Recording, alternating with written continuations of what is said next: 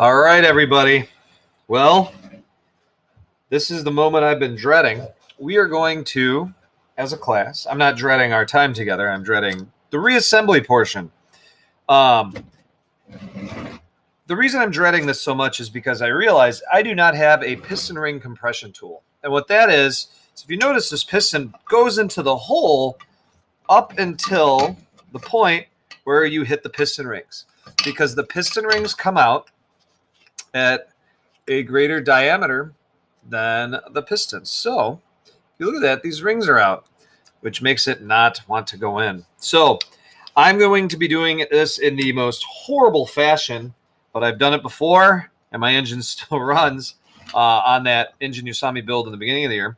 We're going to install this very much in a manner that you could successfully do at home. So with a slight camera adjustment here and my quarantine tummy on the table, we are going to do this. So the first thing you got to make sure is the piston's going in the right direction. So you have this little notch, and that's going to face the flywheel side. What you do for that is simply start it, put it in. And with the oiler rings, they're usually pretty small, so you can be slightly rough on them. So what I'm doing is just pushing the rings in. And again, like I would not be doing this on a actual race car engine or anything like that. So while this is exceptionally difficult and embarrassing to do right now, what I may end up doing is installing this and then turning the camera back on. So we got two in. I'm going to push these other rings, and you can actually watch my struggle. So all I'm doing is pushing these little ringies. Oh, my God, I sound like my 2-year-old or 3-year-old. Pushing the rings in. When I put top pressure on the top of the piston.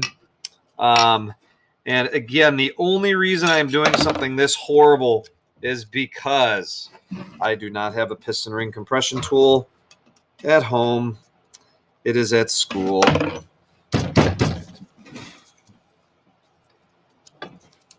There we go, I think.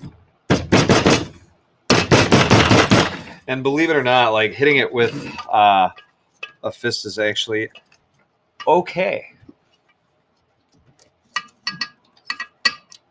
She's going in. Down to one piston, or one piston ring. So now you can see we're just slightly out, and that ring is sticking out still. So we're going to push that in while applying top pressure. And there she goes. So it's in. Holy cats. Yay, piston dance. The piston is in. I'm pushing it near the top, but not at the top, so I can begin the rest of the assembly. So, yeah, that took 3 minutes, but not the most fun. Next, your connecting rod, or I'm sorry, your crankshaft goes back in to the block, and you rotate it gently up into the rod cap like that. And then I usually use the piston to push down to about that point. You take your connecting rod cap. That goes onto the bottom, and you make sure you have the appropriate camera angle. You've got to make sure you have the proper bolts, which of course right now, I had them mixed with the side cover bolts, and I had a moment of panic. Put those in, and sorry y'all are not getting the best angle or view. All right, one is in. Then we just have to tighten them. The second one is going in right now. I'm still worried someone could come walking through that door at any minute. And I'll be honest with everyone, it's the next day right now. So I filmed the other one the night before, and then I got really tired and cold. So I went in, and it's day 2 on this engine. So I'm going to move this at all sorts of angles just to make my life easier while I tighten this real fast for you. Then I will show you how to appropriately torque a nut or bolt. Give me 1 minute. Hopefully not even 1 minute. And I know you're thinking we're already 5 minutes into this video, but that's okay because we are going to make this awesome. Make this engine run again and make sure it's appropriately assembled. That video that you saw in the beginning of the year when I had that other engine completely and totally apart does run again on a chipper shredder, and my wife and I used it for a fall cleanup. It was actually wonderful. So these are the 2 bolts right here, 1, 2, that are the most important bolts in the entire engine. Because if you do not tighten them properly or to specification, they will come undone as the engine runs, and the engine will have what's called a catastrophic failure. So you blow up the engine. So you're going to see gloves are coming off. No, we're not fighting. And we're going to pull out one of these tools. This is a Fenton tool. It's borrowed here so we could do this. And we are going to tighten those 2 bolts to 100 inch-pounds. And how do you do that? Well, first, you hope that the battery's still good. There we go. And it's now set up to foot-pounds, kilograms, newton meters, inch-pounds. You take your 8mm socket, dagnabbit, you get an adapter because it doesn't work, and yeah, we struggle. So just viewing that right now, my keys are in the house. The toolbox is locked, so we are going to open up this socket. Pray it's an 8. And see. Oh, I am so lucky right now. Anyway, we're going to put that on there. And we are going to tighten this until that number says 100.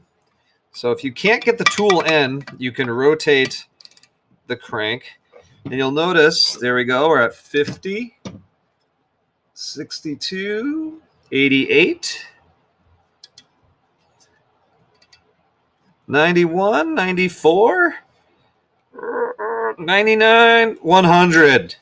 So that bolt is now successfully torqued to 100. And now I'm going to do the second one.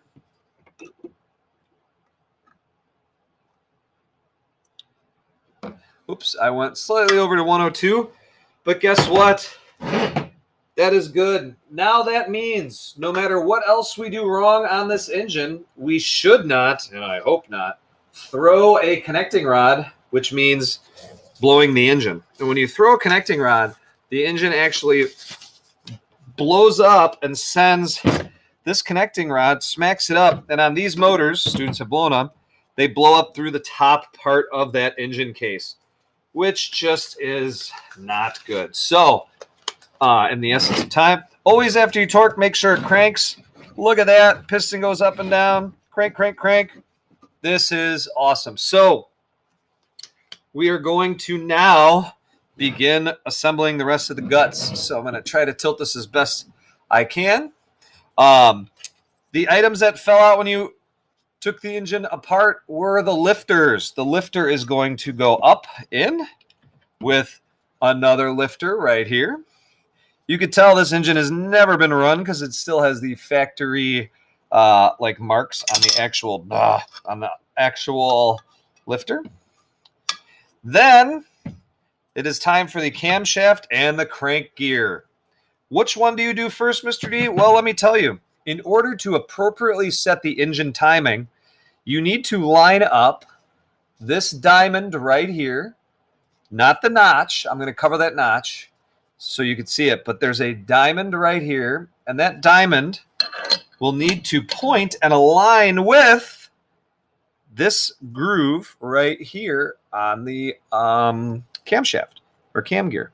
So I do the crank first so we can get the diamond over where that cam is going to go. I find the groovy groove on my camshaft, and I line those two up. And then you will see, maybe, that groove is lined up with the diamond on the crank right here. And that is all it takes to set an engine's timing. Then you take these two shims and you place those over the crank. It covers the timing mark. And now we are ready to close up the engine. So yes, it is really that easy. And if you want to double check you did it right, you rotate it real quick. Watch the gears go round and round. And now we move forward. So now we are at the part where I can zip through this. You take your side cover. Make sure your gasket around the entire side cover is unbroken. And these gears are essentially going to mesh with that. We put it the proper way. I wonder, too, if I forget anything while filming, if I would just lie to you and be like, no, that's how it is, so I don't have to learn how to video edit. You line up the lugs. If it doesn't want to close, gently turn the crank a tiny bit, and bam! We are closed. So I'm going to pull off one glove just to make sure I don't foul. And you'll notice I have pulled all of the bolts out of their respective bolt holes, and that is, ooh, and the heat just turned off. And that is so I could do this for you slightly quicker. The torque specifications for these bolts, I have always had students tighten to 75. I believe the torque spec in the book is 90, but 75 makes sure they do not leak, or if you have a bad gasket, it will typically leak down here. 75 is awesome because my students don't strip these bolts. And you'll notice I'm tightening in a sequence with the next, or with the next most farthest bolt. And that is it. If we wanted to, we could torque these, but I'm not going to because I'm probably going to take this apart again for you in a future lab. So side cover bolts are on. Now we can put the head back on. So doing that, you'll notice there's a location hole here for pressure relief, our bolt heads, and the lug holes for the cylinder head right here. What that means is these pins go into those holes. But we have had students magically put these on backwards before. I don't know how, with a little destruction, but the design has changed, what makes it harder to do that. I typically, put the gasket on the head first. Then I place the head onto the motor. The gasket is in there. So many students will forget that head gasket and be so disappointed when they have to take almost everything back off to get it on there. So we're going to run these bolts in. Notice how I started all the bolts by hand so that I'm not driving them like crazy with an impact gun. Oops, I forgot about this exhaust bolt we got to pull out. There we go. That, and one more. These cylinder head bolts torque is 180 to 190 inch-pounds. So I would use the same digital torque wrench that I had a moment ago, and I would tighten it until this number reads 190. So yes, the most important ones are those connecting rod bolts. And if you do those properly, you don't have to worry as much because the rest of the stuff, you'd know if you had a compression leak. So I put the lifter little caps back on. Then you take your push rods. They slide right down here and right here. They make contact with those lifters, push against the valve spring pressure. And we will have to do a valve adjustment. That's for another video because once you remove the head, it changes the distance for everything, and you could be a couple thousandths of an inch off. So, well, there goes our party table. Believe it or not, yes, this is the table I use at the holidays. Okay. All right, that is in and on. Now we're going to pull these bolts back again real fast. We're going to put our valve cover back on. You will notice 3 of the 4 bolts are the same size. and the one at the bottom is longer than the other 3. So the long one goes at the bottom. So we're going to put this in. And another trick I have learned over the years, do the top bolt first so the part can hang. And when the part hangs, it will allow you to line those others up. And never tighten any bolt all the way until all the bolts are in the holes. Because if I tighten this all the way right now, notice how it's slightly off here. This bolt will not be able to go in the hole. So I put the others in like, whoops, well, I'll get that one in a sec. That one's started. We'll get the bottom in. Starting it by hand to avoid thread damage and strippage. That one's in. Oops, and I snugged it too much. And the 4th bolt. And once the 4th bolt has been started, yep, perfect, we can zip them in just like that. And beautiful. All right. With that being done, we could jump ahead a little bit and put our exhaust on, but I'm not going to, and you'll see why. But I am going to pull those 2 bolts right here that hold this muffler on. We'll leave the gasket there.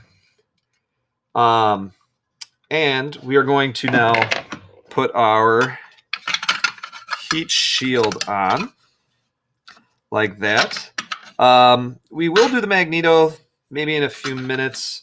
Just trying to remember now what's going to make our life easier for not me, but for your viewing pleasure. So we're going to leave that on loosely for now.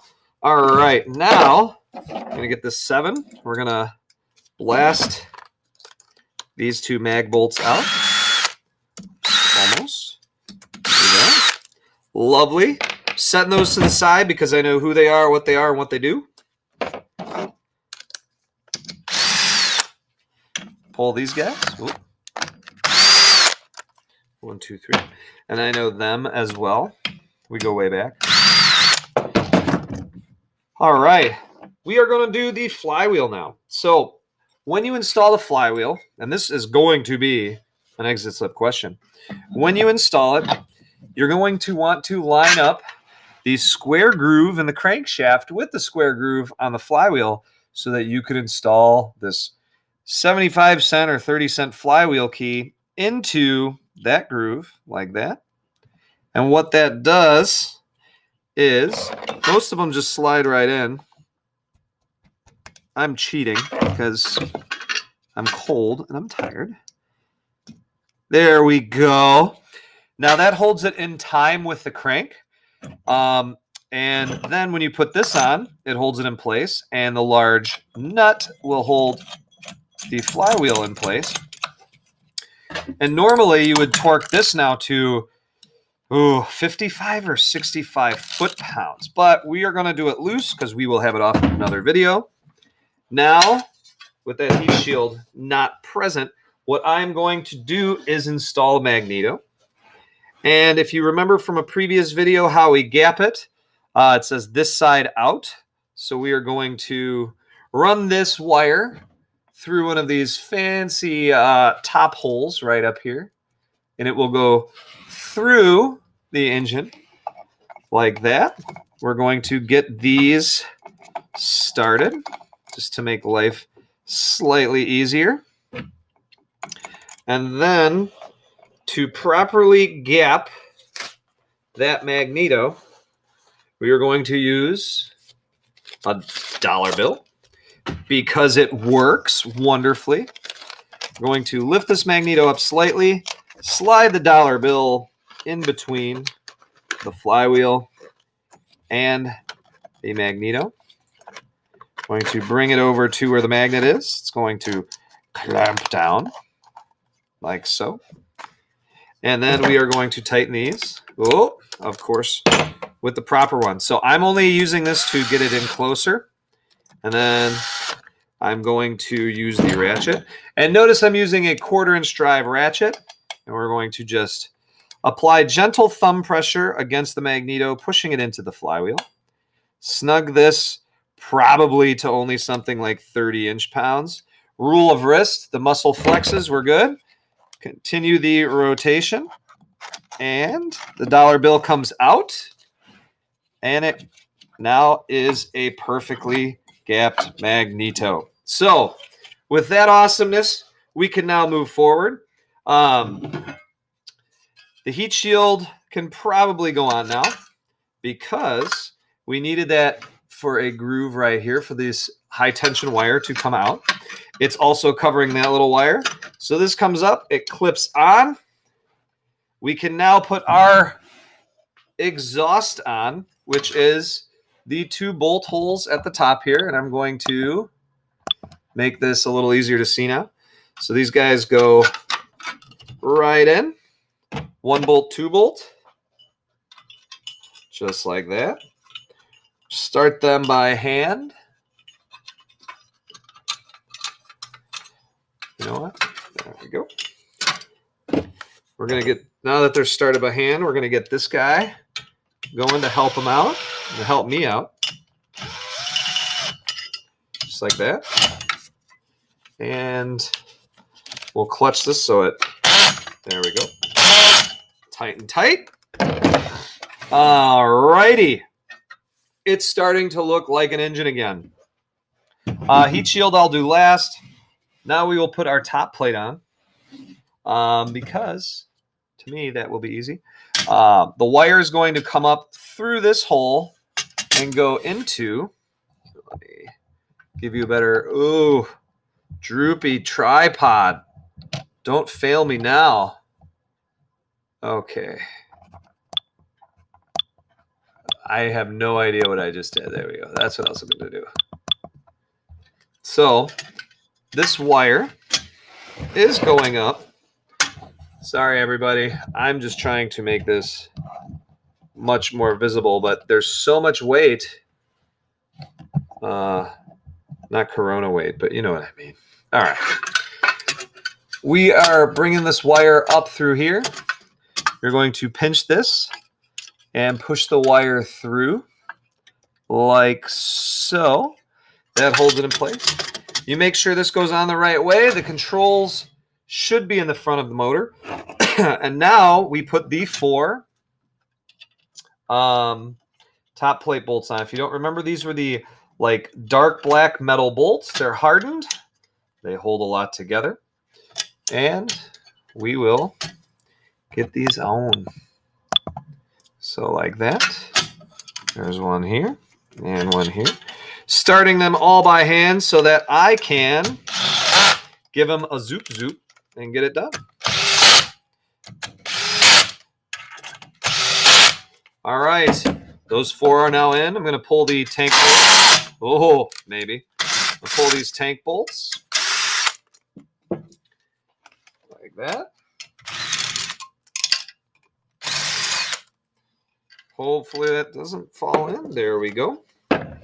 All righty, we are going to mount the carburetor now because the carburetor has linkage that is going to need to go with the governor. So with the carburetor still attached, notice I never took the springs off here.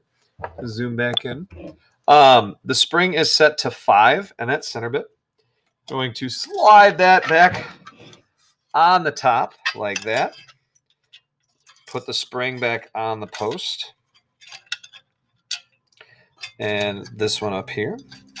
We are then going to prep this linkage to be installed on the carburetor, and you'll see it has a hump in it, and the hump is more towards one direction than the other. So that hump goes towards the carburetor. We're going to hook it on this top piece of linkage right here, just like that. We are, oh, it's behind where you needed to see it. So it's going in that little hole.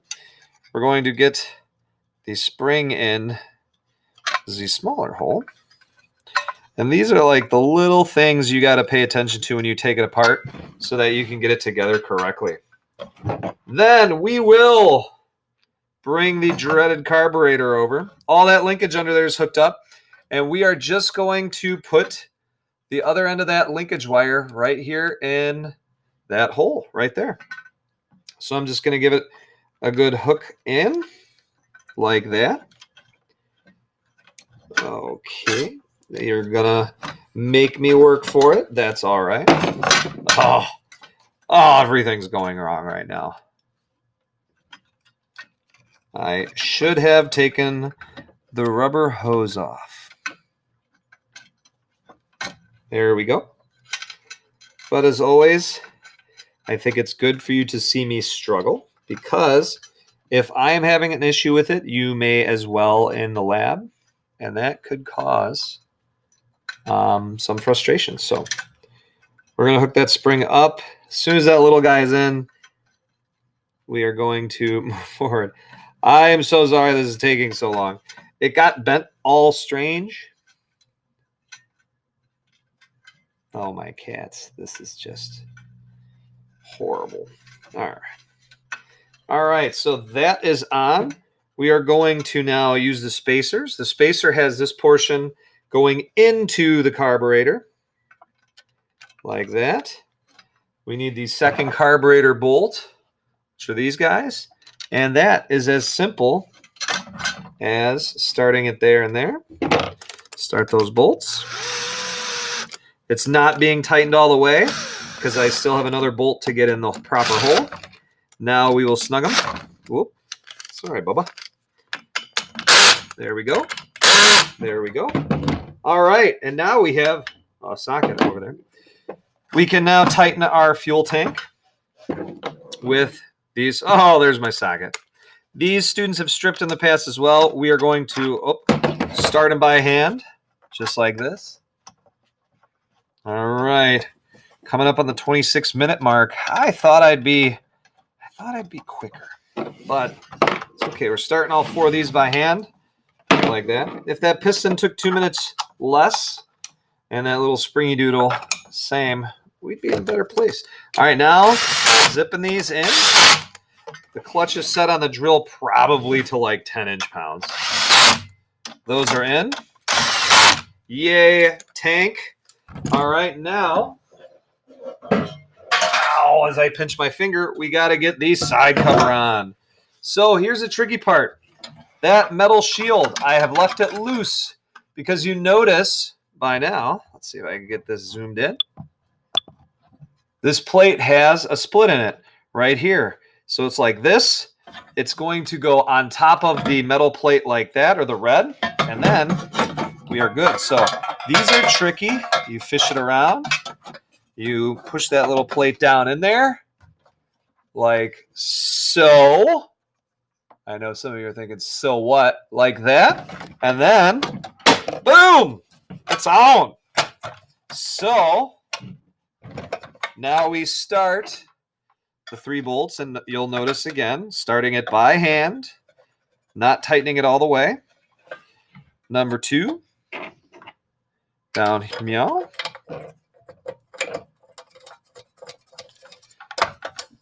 And the 3rd and final one up here.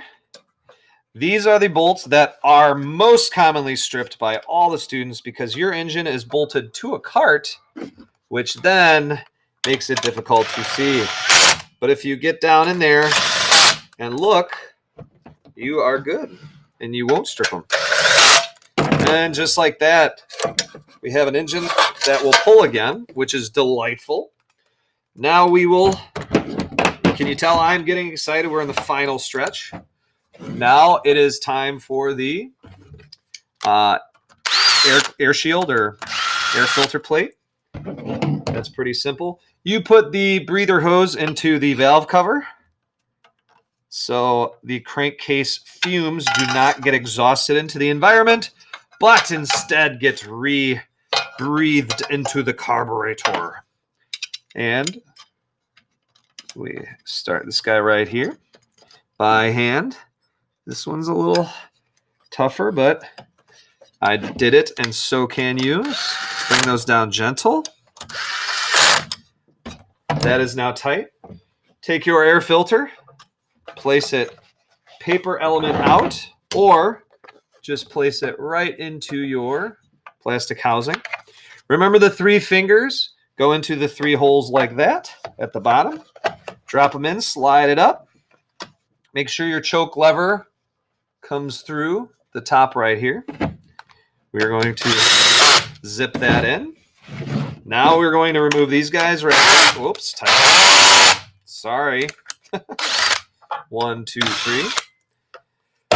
That stink bug just came back from last night. Back from the dead. All right. We will put our side plate or cover on like that. If you ever can't get this off too, it's most likely being held in by the fuel valve. All right. Get that in and started. And I'm cheating on this one only because trying to hold it in place is a little difficult for you on the camera. There we go. One more back here. All right, it's crazy to believe 30 minutes and 47 seconds ago, we had an engine that was completely apart. So last little bits right here. Got the dust shield, which is still loose. Got the one tiny screw like no other on the motor. Get that in. It's in. And a lot of you will try to leave this off or forget it in class. And you cannot do that because this actually guides air out of where the flywheel is to cool off the fins of the cylinder head. And here we go, the final countdown.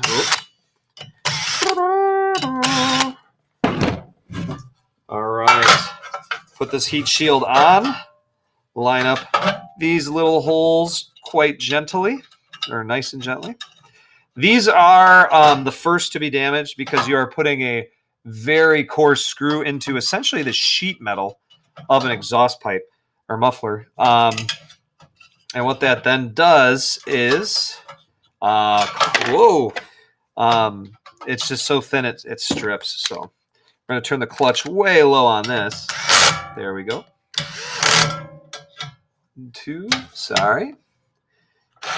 3, 4.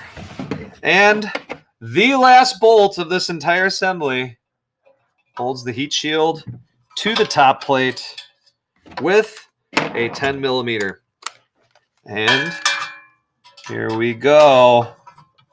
Some of you are probably already excited thinking, oh, that means class is about to be over, but you have an exit slip. So don't get too excited yet. There we go. And just like that, everybody, bam, you have a reassembled Briggs & Stratton 4-stroke engine. So pretty simple, pretty straightforward. Always exciting. But let's rotate it. Take a look at this sweet hunk of, it used to be Wisconsin engineering. And that is it.